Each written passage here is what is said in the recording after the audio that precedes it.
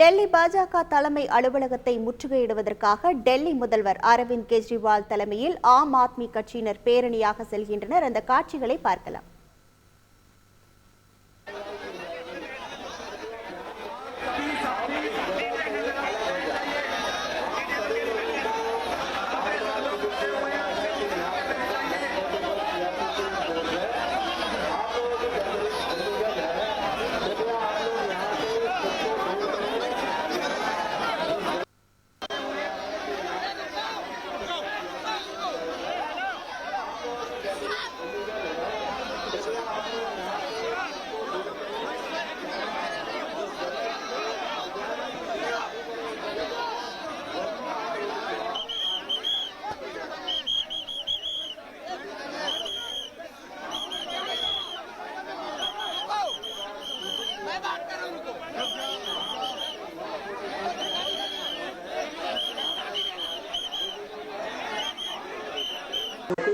Legal है और आप लोग यहाँ से जितनी जल्दी हो अलग हो जाएं, दूर चले जाएं, इस जगह को खाली करें, वरना आप लोगों के खिलाफ कानूनी कार्रवाई की जाएगी। कृपया ध्यान दें, आप लोगों को कई बार सूचित किया गया है और सूचित किया जा रहा है कि यहाँ तक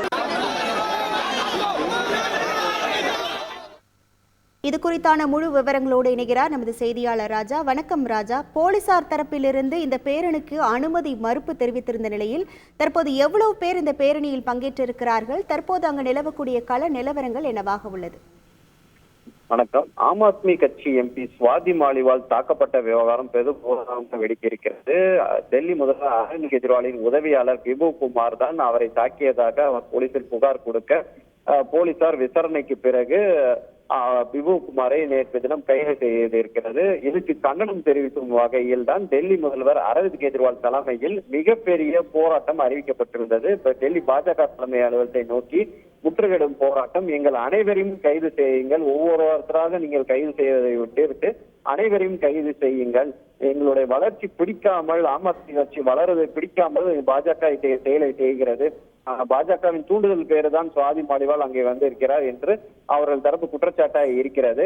தற்போது டெல்லி முதல்வர் அரவிந்த் கெஜ்ரிவால் தலைமையில் ஆம் ஆத்மி கட்சியை சேர்ந்த அமைச்சர்கள், எம்எல்ஏக்கள், கவுன்சிலர்கள், எம்பிக்கள் என ஏராளமானோர் கிட்டத்தட்ட 500க்கும் மேற்பட்டவர்கள் பேரணியாக செல்ல முயற்சித்திருந்தார்கள். ஏற்கனவே டெல்லி காவல்துறை இவர்களுக்கு அனுமதி மறுத்திருந்தது. தடையை மீறி நாங்கள் இங்கே போராட்டத்தை நடத்துவதற்காக அவர்கள் தரப்பு அறிவிப்பாக இருந்தது.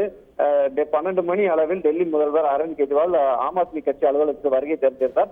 அதற்கு பிறகு அங்கே மேடையில் உரையாற்றிய பிறகு இந்த தேர்தல் முடிந்த பிறகு நமது கட்சி அலுவலகமும் மூடப்படும், அதே போல் எங்கள் வங்கி கணக்குகள் முடக்கப்படும், எங்களை வெளியேற்றுவார்கள் என பல்வேறு மேடையில் பேசிவிட்டு தற்போது நடந்து அவர்களுடைய அமைச்சர்கள், எம்எல்ஏக்கள் என ஏராளமாக திரண்டு பாஜக அலுவலகத்தை நோக்கி பேரணியாக சென்று முற்றுகையிடும் போராட்டத்தில் ஈடுபட்டு இருக்கிறார்கள்.